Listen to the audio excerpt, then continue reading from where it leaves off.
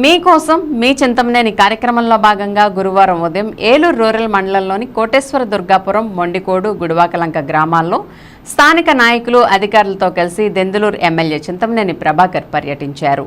ఈ సందర్భంగా దెందులూరు ఎమ్మెల్యే చింతమనేని ప్రభాకర్ మాట్లాడుతూ ఎన్నికల వేళ ఇచ్చిన ప్రతి మాట నిలబెట్టుకుంటామని, పెన్షన్ పెంచుతామని ఎన్నికల సమయంలో హామీ ఇచ్చామని, అధికారంలోకి వచ్చాక జగన్ లాగా ఏటా 250 రూపాయలు పెంచుకుంటూ పోతామని, జగన్ లాగా పేద ప్రజలను మోసం చేసే తత్వం తమది కాదని, కూటమి ప్రభుత్వం అధికారంలోకి వచ్చిన మొదటి నెలలోనే పెంచిన పెన్షన్లు ఉదయం 6 గంటల నుంచే లబ్ధిదారుల ఇంటికి వెళ్లి మరీ అందించడమే ఇందుకు నిదర్శనమని అన్నారు.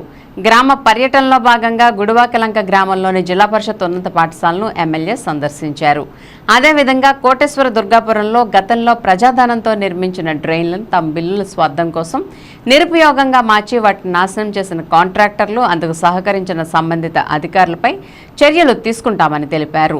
గ్రామాల్లో ఎక్కడ చూసినా గత వైసీపీ నాయకులు తప్పుడు బిల్లులతో, తప్పుడు సర్టిఫికెట్లతో కోట్లాది రూపాయల ప్రజాధనం దోచేశారని, అటువంటి అక్రమార్కులను సహించేది లేదని, ప్రతి ఒక్కరిపై చర్యలు చేపట్టి ప్రజాధనాన్ని తిరిగి జమ చేయిస్తామని అన్నారు.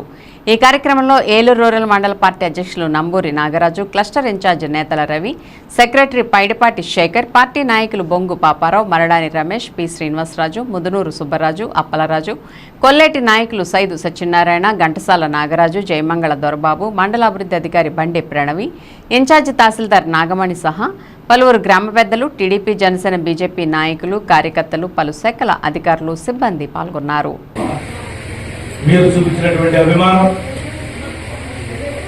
ఎప్పటికీ కూడా మర్చిపోలేం. ఈరోజు పనులు రాలేదు. మీరు నన్ను ఎమ్మెల్యేగా గెలిపించినందుకు మీకు కృతజ్ఞతలు తెలియజేయడానికి వచ్చాను. ఆ వచ్చిన పనిలో భాగముగా మీరేమైనా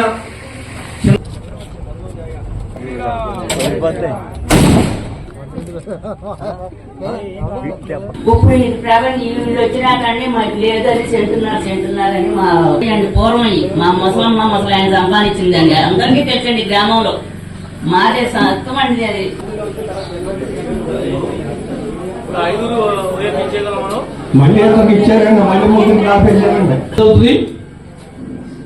చెరువులు కూడా మీ గ్రామానికి ఇచ్చే బాధ్యత నాది. కాంటూరు కోసం కూడా ప్రయత్నం చేస్తాం. నాకు ఈ అవకాశం ఇచ్చినందుకు ప్రత్యేకంగా కృతజ్ఞతలు. ఎండిఓ గారు వీళ్ళే ఎమ్మెల్యే, ఎంపీ, మంత్రి, ముఖ్యమంత్రి దాకా వీళ్ళేం చెప్తే అది నేను చెప్పినట్టుగానే భావించాను.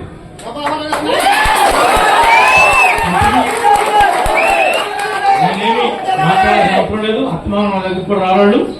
వాళ్ళు ఏమడిగినా సబబైనటువంటి కోరికనే కోరతారు తప్ప సబబు కానిటువంటి కోరికల్ని కోరరు.